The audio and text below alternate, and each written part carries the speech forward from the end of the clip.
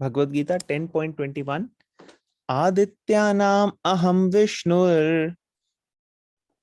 आदित्यानाम अहम विष्णु ज्योतिषां रविरंशुमान् ज्योतिषां रविरंशुमान् मारीचिर्मरुताम् अस्मि मारीचिर्मरुताम् अस्मि नक्षत्राणामहं शशि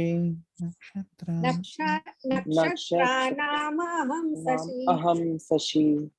ओके, कौन पढ़ेगा ट्रांसलेशन ऑफ पोपट? कौन वॉलंटियर करेगा जिसने अभी तक नहीं पढ़ा? I can, Prabhuji. Yes, ma'am. Please. Hare Krishna. There are 12 Adityas of which Krishna is the principal.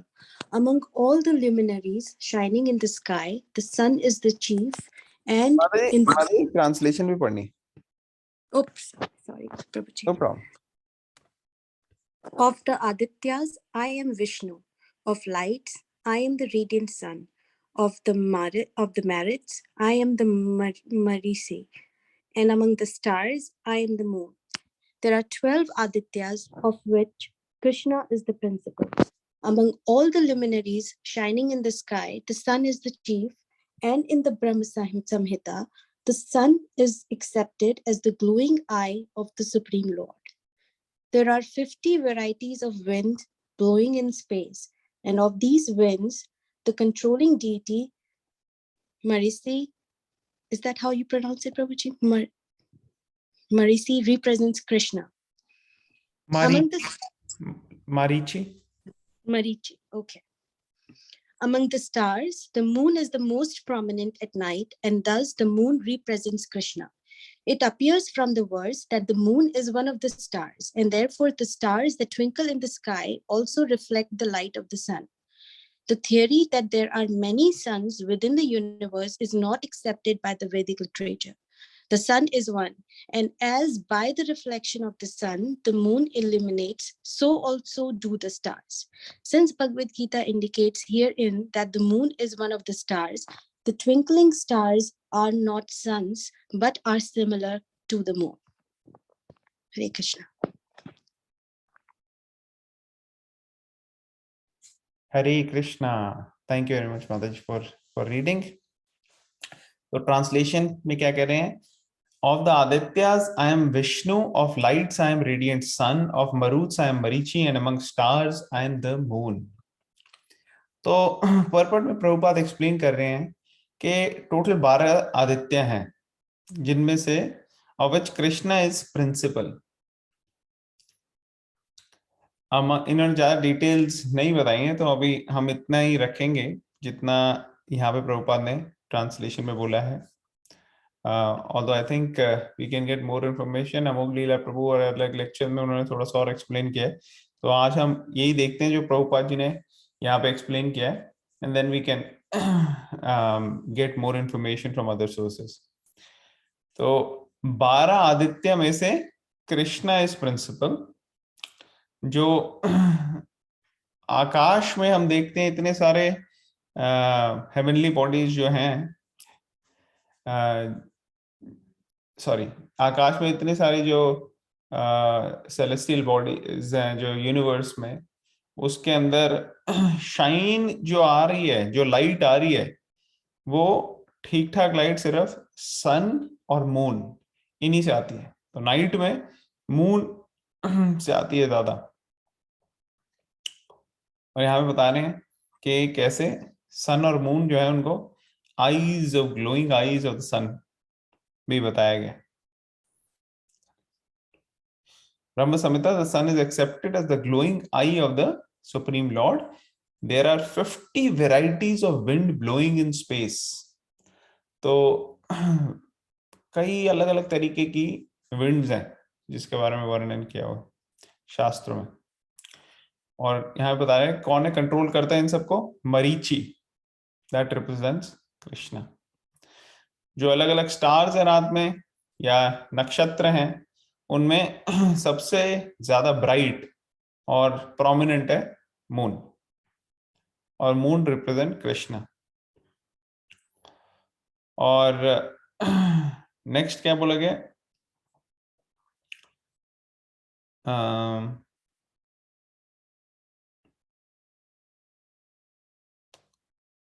That's it actually. और यहाँ पे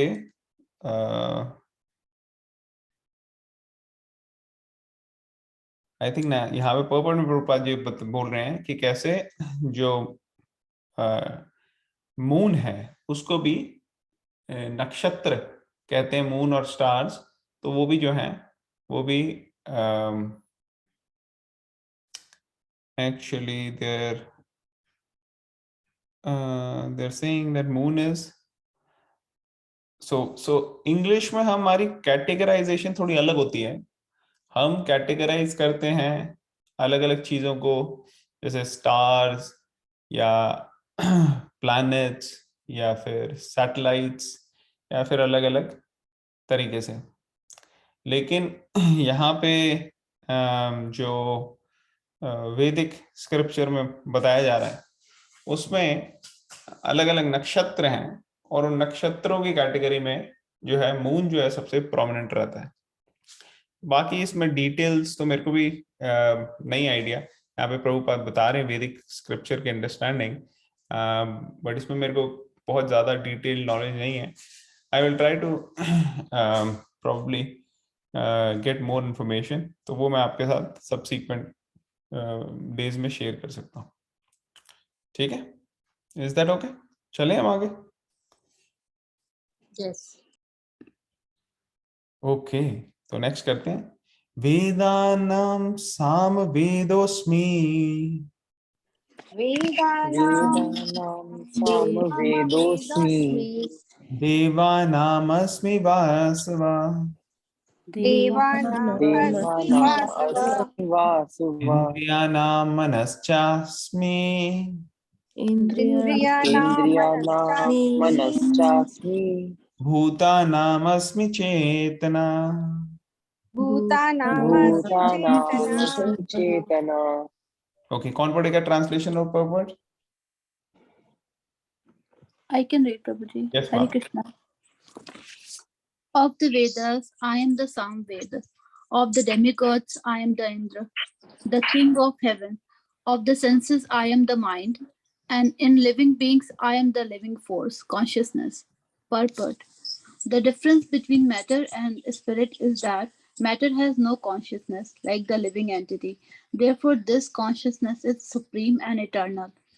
Consciousness cannot be produced by a combination of matter. Hare Krishna.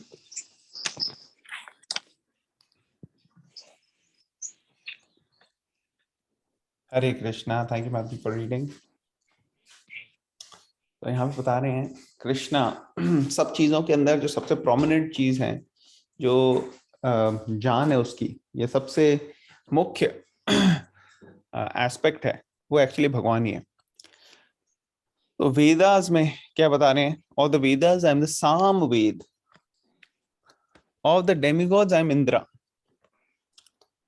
तो वेदों में सामवेद, देवों में इंद्रा, मतलब सारे देवताओं के राजा तो इंद्र है।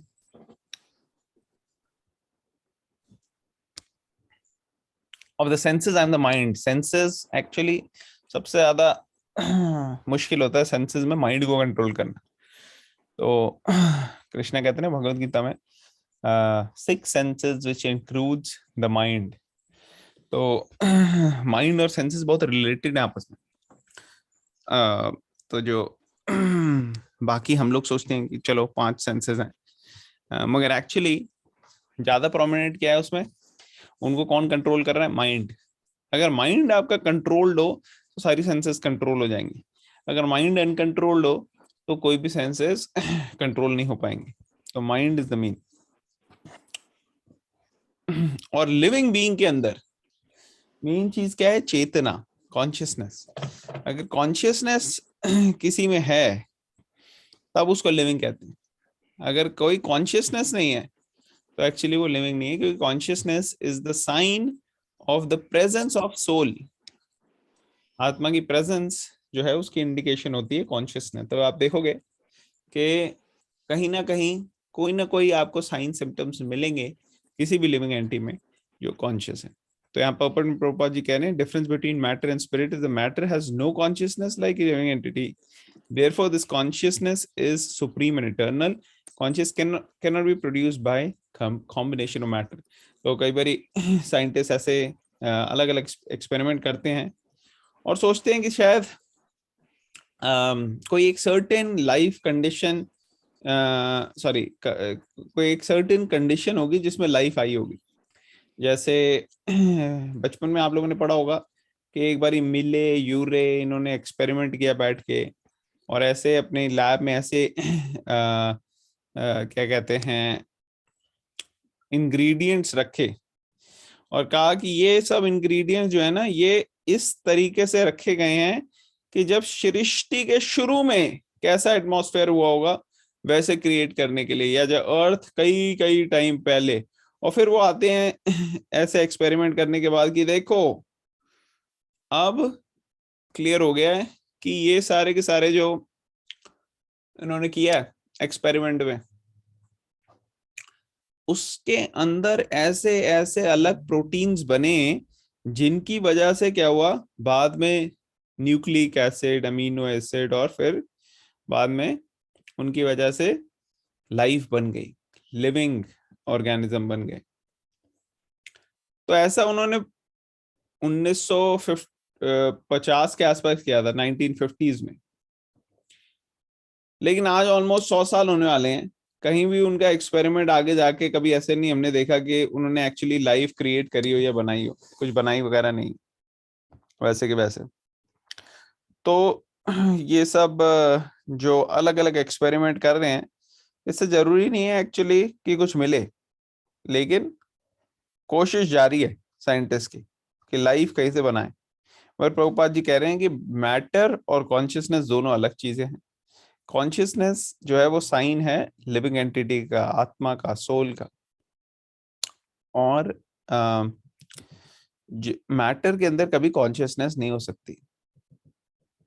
तो कॉम्बिनेशन ऑफ मैटर आप अलग अलग तरीके से करो और कहो कि अब कभी ऐसी सिचुएशन आ जाएगी कि ये लाइफ बन जाएगी, इससे ऐसे नहीं होने वाला। ऑलराइट, चले आगे।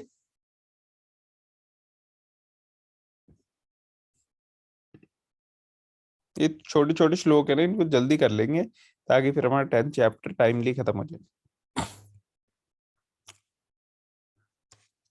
ओके, प्लीज रिपीट कीजिए। रुद्रानाम शंकरश्चास्मि,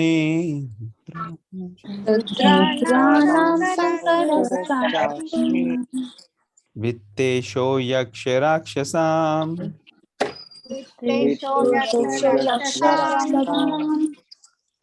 वसूनां पावकश्चास्मि,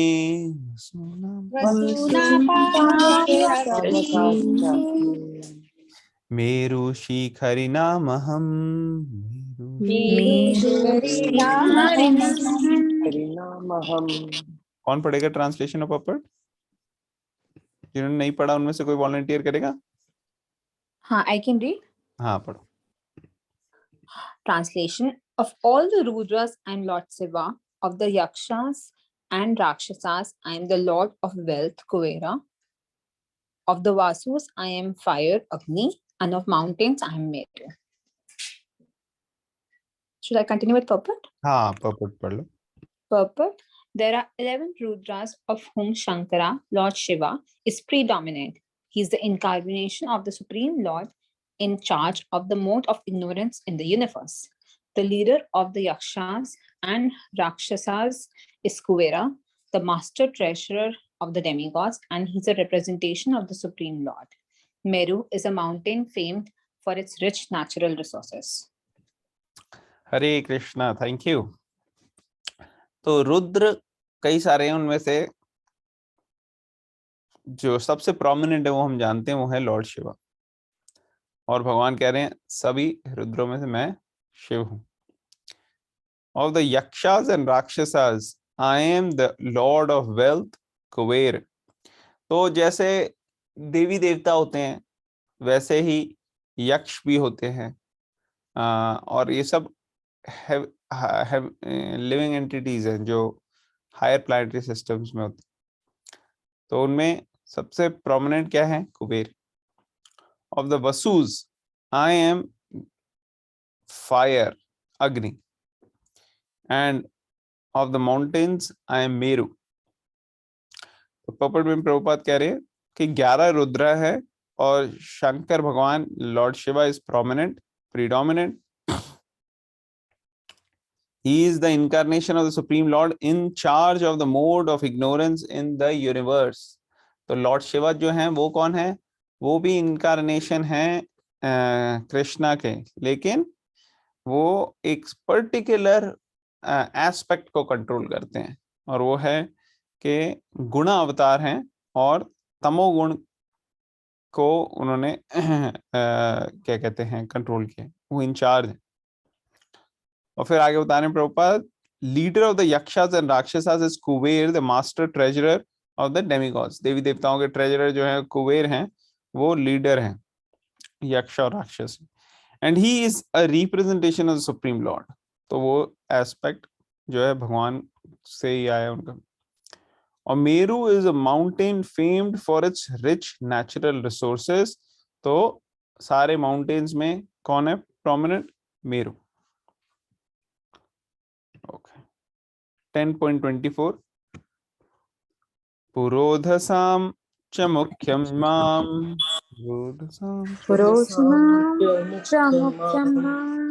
विधि पार्थ बृहस्पतिं सेनानीनाम् अहं स्कंधा.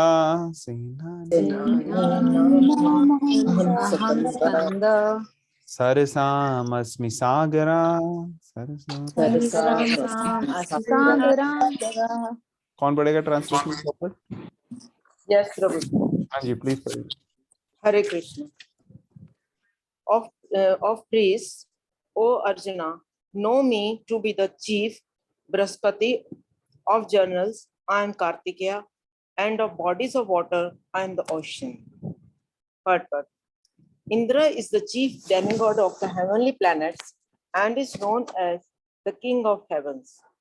The planet on which reigns is called Indraloka. Brahaspati is Indra's priest. And since Indra is the chief of all kings, Brahaspati is the chief of all priests. And as Indra is the chief of all kings, similarly Skand or Kartikeya, the son of Parvati, and Lord Shiva is the chief of all military commanders. And of all bodies of water, the ocean is the greatest. These representations of Krishna only give hints of his greatness. Hare Krishna. हरे कृष्णा. भगवान की जो greatness है वो तो अनंत है, भगवान का Splendor और ये सब चीजें जो हैं ये एक विभूतिज हैं. सब एक स्मॉल ग्लिम्स देखती हैं भगवान की ग्रेटनेस को. तो यहाँ पे ट्रांसलेशन बताया भगवान ने क्या कि प्रीस्ट जो है उनमें वो बृहस्पति कौन है? वो इंद्र के गुरु हैं, एक्चुअली देवी देवताओं के गुरु हैं. और इसलिए बृहस्पति जी है जो वो सबसे प्रोमिनेंट है सारे के सारे प्रीस्ट में. और फिर कार्तिकेय जो है वो बहुत पावरफुल जनरल है. Kartikeya son of Parvati and Lord Shiva is chief of all military commanders. और जो सारी अगर हम देखेंगे बॉडीज ऑफ वाटर, झरने होते हैं, ओशन रिवर होता है, सी होता है, ओशन होता है, उसमें जो सागर है वो बहुत विशाल होता है. तो इसलिए आई एम द ओशर यहाँ पे बता रहे. चलते हैं आगे. 10.25 महर्षिणां भृगुरहं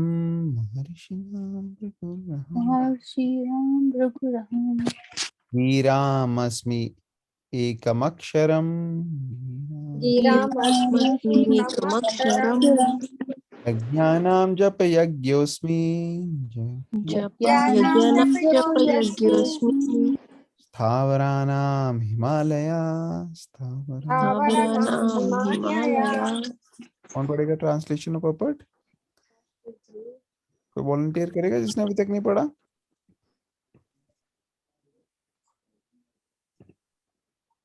Anybody who has not read so far? Okay, कोई भी पढ़ I सकता है. can read, Prabhuji. हाँ पढ़िए माता जी. Translation and purport by His Divine Grace, Srila A.C. Bhaktivedanta Swami Prabhupada, Srila Prabhupada Ki Jai. Of the great sages, I am Bhrigu. Of vibrations, I am the transcendental Om. Of sacrifices, I am the chanting of the holy names, Chapa. And of the immovable things, I am the Himalayas. Purport. Brahma, the first living creature within the universe, created several sons for the propagation of various kinds of species. Among these sons, Bhrigu is the most powerful sage. Of all the transcendental vibrations, Om, Omkara, represents Krishna. Of all sacrifices, the chanting of Hare Krishna, Krishna Krishna, Hare Hare, Hare Ram, Ram Ram, Hare Hare, is the purest representation of Krishna. Sometimes animal sacrifices are recommended, but in the sacrifice of Hare Krishna, there is no question of violence. It is the simplest and the purest. Whatever is sublime in the worlds is a representation of Krishna. Therefore, the Himalayas, the greatest mountains in the world, also represent him. The mountain named Meru was mentioned in a previous verse, but Meru is sometimes movable, whereas the Himalayas are never movable. Thus, the Himalayas are greater than Meru. Hare Krishna. Thank you. Thank you, Mata ji. Would you like to share? Natasha Mata ji, आप share करना चाहेंगे इसमें से? Please. Sure, Prabhuji. So, in all these verses, Krishna is describing his opulences, basically the best thing, the best quality he is amongst that particular category. So, for example, of the great sages, he says, I'm Bhrigu in this verse. So, Prabhupada is saying that Brahma Ji, who is the first creature, he's given the task of creating these progenitors, and they give rise to various species.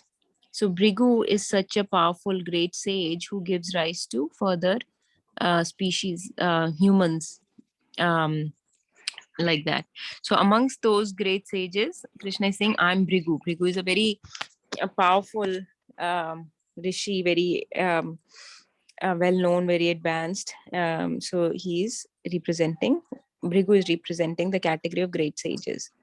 Of vibrations, I'm the transcendental Om. So the amongst the sound vibrations, Krishna is saying, I'm Om. So we know that Om is the first sound, or Omkara is the first sound. And Krishna said this in 7th chapter also. Pranva Sarva Vedeshu. He says in that verse, he says that I'm the Pranva means Om, or I'm the Om of Vedas. So when Om sound reaches Brahmaji, the knowledge of Vedas gets manifested in his heart. So in this way, the transcendental Om is supposed to be the summary of all Vedas. So in this way, he's saying that I'm the sound Om in all the sound vibrations. Of sacrifices, I'm the Japa Yagya. That I think everybody understands that Japa or chanting of the holy names is considered the best sacrifice, especially in this age. This is the Yug Dharma. This is the sacrifice recommended for this age. It's the prescribed sacrifice for this Kali Yuga. That's why we are recommended to chant the holy names. And of immovable things, I'm the Himalayas. So amongst Thavaras, things that don't move, Himalaya is the topmost. It is the biggest, tallest mountain. And Krishna is saying, I'm the Himalayas. Before he said Meru Parvat, but Meru belongs to spiritual world, whereas Himalayas is in the material world. So Meru can be movable, but in the immovable things, in this material world, Himalayas is the topmost. That's all I understand, Prabhuji. Hare Krishna. Hare Krishna. Thank you, Mata ji. Okay. तो बहुत अच्छे से माता जी ने explain कर दिया कि सारे के सारे जो सेजेस हैं उनमें भृगु मुनि जो है वो काफी प्रोमिनेंट है. इनफैक्ट आप लोगों ने सुना होगा एक बार ही सारे सेजेस एकत्रित होते हैं और उसमें देखो हमने पढ़ा ना इस चैप्टर के शुरू में कि कई बार सेजेस भी बिविल्डर हो जाते हैं और देवी देवता भी बिविल्डर हो जाते हैं भगवान को जानने में. तो ये सब इकट्ठे होकर सोच रहे थे कि सबसे श्रेष्ठ कौन है सारे के सारे डेमीगॉड्स और भगवान में। तो उनको कंफ्यूजन हो रही थी कि देखो 3 सबसे श्रेष्ठ हैं जो पूरे कंट्रोल कर रहे हैं अलग अलग मोड्स को, और उसमें ब्रह्मा विष्णु महेश ये तीनों जो है ये प्रोमिनेंट है। तो उन्होंने कहा इन तीनों में से कौन है हाईएस्ट, तो इसको पता करना है, कौन कौन करेगा पता। तो उन्होंने सब में चूज किया, उन्होंने कहा हम सब में जो है हम चूज करेंगे एक लीडर को, वो फिगर आउट करेगा। तो उन्होंने सब में से सबसे प्रोमिनेंट किसको चूज किया उन्होंने, कौन बताएगा किसको चूज किया? विष्णु। नहीं नहीं नहीं, सेजेस, सारे सेजेस को में से एक बंदे चूज करना था जो जाके पता करेगा कि ब्रह्मा विष्णु महेश में से सबसे टॉप कौन है। भृगु मुनि। हाँ भृगु मुनि, यस। तो भृगु मुनि को चूज किया कि आप जाओ और आप पता करो भाई ये कौन है इसमें। ठीक है, भृगु मुनि का ओके, सबने अगर मेरे को रिस्पॉन्सिबिलिटी दी है तो फिर मेरा कर्तव्य है। अब भृगु मुनि जो है वो आप लोगों को पता है किसके बेटे हैं? किसके बेटे हैं भृगु मुनि? कहाँ से उत्पत्ति हुई इनकी? मुझे ब्रह्मा जी के बेटे हैं, अभी ब्रह्मा जी के नहीं बेटे पढ़ा हैं, है yes। पार्ट में। अभी जब Very very good। तो जो ब्रह्मा जी के पुत्र हैं वो गए अपने पिताजी से मिलने, ब्रह्मा जी से। तो जो आदर होता है, एक रिस्पेक्ट होती है कि आप प्रणाम करते हैं मिलने से पहले अपने एल्डर्स को, खासकर अपने पेरेंट्स को। तो वो एल्डर का जो एटिकेट है वो भृगु मुनि ने एक्चुअली फॉलो नहीं किया, और वो सीधा चले गए ब्रह्मा जी से मिलने, और उसके बाद ना उनको ज्यादा आदर दिया ना कोई रिस्पेक्ट दी एक्स्ट्राऑर्डिनरी। तो ब्रह्मा जी जो है वो देख रहे थे कि ये आए हैं, लेकिन ब्रह्मा जी जो हैं उनको ये चीज अच्छी नहीं लगी कि रिस्पेक्ट नहीं दे रहे आप। और ब्रह्मा जी इमीडिएटली भृगु मुनि ने नोटिस किया कि ब्रह्मा जी जो हैं वो अब गुस्सा हो गए। तो भृगु मुनि ने सोचा देखो बेसिकली ये तीनों को टेस्ट करने के लिए जा रहे थे ब्रह्मा विष्णु महेश में, और देखने जा रहे थे कि कौन है जिसने अपने क्रोध को पूरा वश में कर रखा और जो गुस्सा नहीं होगा। तो ऐसे आए वो ब्रह्मा जी के सामने, तो ब्रह्मा जी गुस्सा हो गए, उन्होंने देख लिया कि हाँ भाई ये तो गुस्सा हो गए। उन्होंने कहा नहीं ये हाईएस्ट नहीं हो सकते तीनों में, क्योंकि देखो ये तो गुस्सा हो गए। फिर दूसरे नंबर पे गए वो शिव जी के पास।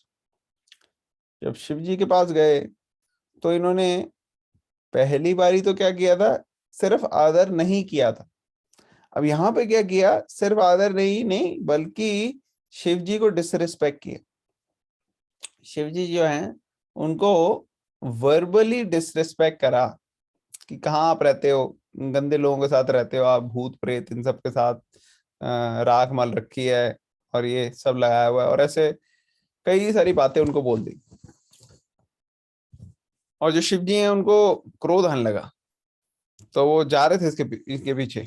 पार्वती मैया ने कहा छोड़ो यार, वो भी ब्रह्मा जी के पुत्र हैं, तो ऐसे सही है वो, उनको कोई वो करने की जरूरत नहीं। लेकिन उनको पता लग गया कि देखो ये भी हाईएस्ट नहीं हो सकते, देखो इनका जरा भी गुस्सा कंट्रोल में नहीं है शिव जी का। फिर फाइनली वो गए विष्णु जी के पास। तो पहले में क्या किया था, उन्होंने रिस्पेक्ट नहीं दी थी। सेकंड में एक्चुअली वर्बली डिसरिस्पेक्ट करी थी, और थर्ड में वर्बल से ज्यादा नेक्स्ट लेवल पे आ गया डिसरिस्पेक्ट। क्या है नेक्स्ट लेवल का डिसरिस्पेक्ट? एक बारी तो आप रिस्पेक्ट ना करो, वो एक गलती हो जाती है। फिर वर्स हो जाता है कि आप गलत बात बोलो सामने वाले के बारे में। और तीसरी कैटेगरी हो जाती है जब आप फिजिकली जाके उसको हार्म करने की कोशिश करो, मारो। तो यहाँ पे क्या किया है इन्होंने, ये गए और सीधा इन्होंने छाती पे लात मारी विष्णु जी के, ठा। और एक्सपेक्टेड यही था, पिछले दोनों तो क्या कहते हैं लेस सिवियर इंसल्ट पे भी गुस्सा हो गए थे। तो यहाँ पे तो ये तो बहुत ही सिवियर इंसल्ट है, और इस पे तो होना ही चाहिए। तो जैसे उनने मारा, इमीडिएटली विष्णु जी जो है वो उतरे अपनी जगह से और उन्हें कहने लगे कि अरे भृगु मुनि, आप, आई एम सॉरी, आपको कहीं चोट तो नहीं लगी? उनका पैर लेके मसाज करने लगे। कहते हैं देखो मेरे छाती तो वज्र के समान है और आपके कोमल जो है चरण, वो एक्चुअली उनको चोट लग गई होगी, लाओ मैं इसको मरहम पट्टी करूं। तो उसको जो है लेके भृगु मुनि को रिस्पेक्टफुली बिठा के और ये करने लगे। तो ये सब देख के एक्चुअली भृगु मुनि जो है वो समझ गए कि ले, मैंने तो इनके आगे खींच के मारा, इनको तो गुस्सा होना चाहिए, लेकिन ये तो बिल्कुल ही इनका कंट्रोल में है गुस्सा। तो फिर उन्होंने कंक्लूड किया कि कैसे जो विष्णु जी है वो सर्वश्रेष्ठ। एक्चुअली थोड़ा सा डीप में जाएं हम, तो पहली चीज तो ये है कि भृगु मुनि, क्योंकि उनको सारे ऋषि मुनि सब सेजेस ने उनको चुना था, अपनी ब्लेसिंग्स दी थी, सब कुछ दिया था, इसलिए इवन दो जो हम कहते हैं कि कभी किसी को डिसरिस्पेक्ट नहीं करना चाहिए, अपराध नहीं करना चाहिए वैष्णवों का, तो यहाँ पे हमने देखते हैं वो ब्रह्मा जी, शिव जी और विष्णु जी के अगेंस्ट उन्होंने कुछ ना कुछ गलत चीजें करी, लेकिन एक्चुअली ये भगवान की कृपा से और अरेंजमेंट से, क्योंकि उनको सबने एम्पावर किया था और ब्लेसिंग्स दी थी, इसलिए उनको एक्चुअली इसका नेगेटिव एस्पेक्ट ऐसे कुछ खास लगा नहीं। ठीक है ना? थोड़ी बहुत अलग लीलाएं हैं जो कनेक्टेड हैं, मगर उसमें अभी नहीं जाएंगे। बेसिकली कहने का मतलब ये है कि इसलिए वो कर पाए क्योंकि उनको ऐसे और इसे कृपा मिली थी सब ऋषि मुनि और सेजेस की। और ब्रह्मा जी और शिव जी भी एक्चुअली जानते थे कि ये तीनों के अंदर जो है सुप्रीम देख रहे हैं, इसीलिए उन्होंने एक्चुअली वो खुद बताना चाहते थे कि अल्टीमेटली सुप्रीम तो विष्णु ही है। तो इसलिए वो भी झिझकिचाए नहीं, उन्होंने भी ये दिखाया नहीं कि हाँ भाई हम भी कुछ हैं, नहीं, उन्होंने क्लियरली सपोर्ट किया और भृगु मुनि को ये कंक्लूड करने दिया कि क्या सही है, और सही यही है कि कृष्णा और विष्णु इज द सुप्रीम। तो ये लीला जो है ये भृगु मुनि की बहुत प्रोमिनेंट है, और भी कई जगह वर्णन आता है, लेकिन अभी हम डिटेल में नहीं जा सकते। तो भृगु मुनि जो है वो काफी पावरफुल सेज हैं एक्चुअली। आप सोचो, सीधा आके ब्रह्मा विष्णु और शिव से मिल रहे हैं, ब्रह्मा जी के पुत्र हैं, तो ये ऑर्डिनरी चीज नहीं है। और फिर यहाँ प्रभुपाद बता रहे हैं कि ओमकारा जो है, जो शास्त्र जो वेदों में लिखा है, शास्त्रों में जिसका वर्णन है, और जिसको बहुत रूल्स रेगुलेशन के साथ उसका उच्चारण करना चाहिए। बहुत ज्यादा वैदिक मंत्र हैं उनके अंदर ओम का यूज होता है, तो ये बहुत रिस्पेक्टफुल एड्रेस है, फॉर्मल एड्रेस भगवान का। जैसे होता है ना, फॉर्मली एड्रेस करते हैं कि किसी राजा को बोलते हैं, जैसे अंग्रेजी में योर हाइनेस ऐसे बोलते हैं, योर हाइनेस, इस तरीके से बहुत रिस्पेक्टफुली। या आप देखोगे वो उसमें दिखाते हैं ना पिक्चरों में, कोई जज के सामने बैठा तो उसको कहते हैं माय लॉर्ड, ऐसे करके बोलते हैं। तो ये रिस्पेक्टफुल एड्रेसेस हैं। तो इसी तरह से भगवान का बहुत फॉर्मल एड्रेस है ओम, लेकिन एक्चुअली वो किसको रिप्रेजेंट करता है? कृष्णा को ही करता है।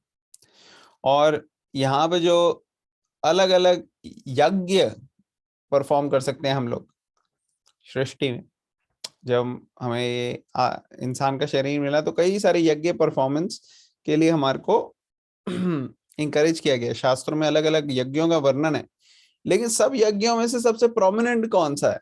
तो वो है जप यज्ञस्मि। जपा means chanting of the holy name, भगवान के नाम का उच्चारण करना और उन पे मेडिटेट करना। हरे कृष्णा कृष्णा कृष्णा हरे हरे, हरे राम राम राम हरे हरे। तो इसको बहुत ही रिस्पेक्टफुली लेना चाहिए, क्योंकि भगवान और भगवान के नाम में कोई फर्क नहीं है एक्चुअली।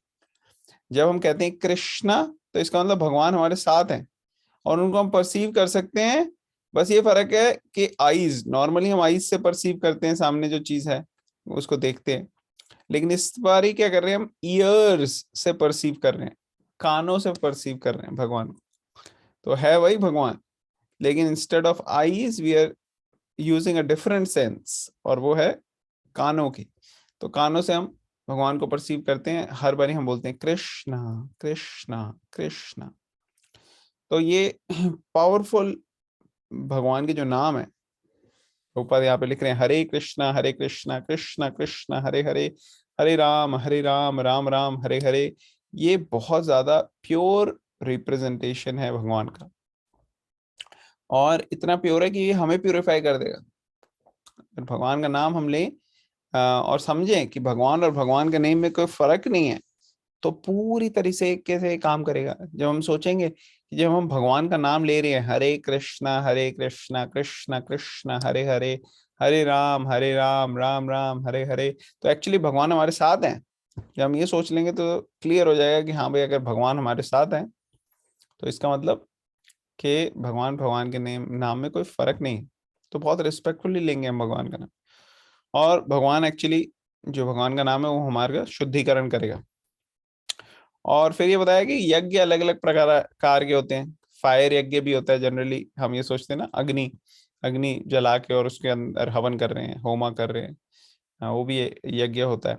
और कई बार जानवरों को भी सैक्रिफाइस किया जाता है, जैसे आपने सुना होगा, बलि देते हैं, कुर्बानी देते हैं, अलग अलग उसमें है। लेकिन हरे कृष्ण महामंत्र चैंटिंग में कोई ऐसी वायलेंस की बात ही नहीं, किसी को आप कष्ट नहीं दोगे, सिंपलेस्ट और प्योरेस्ट है यहाँ पे बता रहे हैं।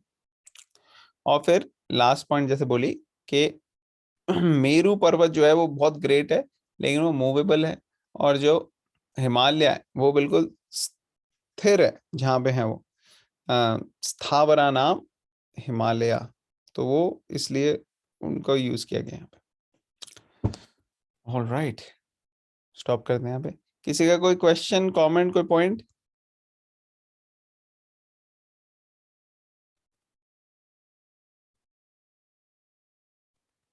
ओके, तो आज हम यहीं पे स्टॉप करेंगे। कितने हो गए हमारे? 25 तक किया हमने, बाकी कल कंटिन्यू करेंगे। किसी का कोई क्वेश्चन हो, कमेंट हो, कोई पॉइंट हो तो वो शेयर कर सकते हैं, और आज नहीं तो कल भी शेयर कर सकते हैं। कल हम डिस्कस करेंगे इसके बीच में बारे में, और अगर कोई और इन्फॉर्मेशन होगी पिछले श्लोका की तो वो भी मैं शेयर करूंगा। All right, will stop here. Thank you very much. Granthraj Bhagavad Gita की जय, श्रील प्रभुपाद की जय। तो हम हरे कृष्ण महामंत्र बोलेंगे समाप्त करने से पहले।